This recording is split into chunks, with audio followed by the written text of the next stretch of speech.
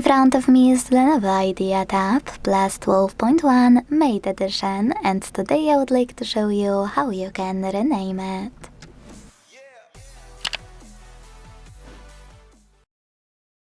Begin by opening Settings and scrolling all the way down to choose About Tablet at the bottom.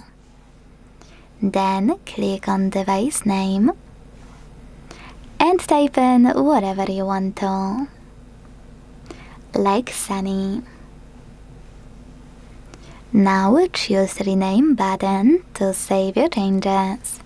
So when I do that, as you can see, name of my Lenovo has changed.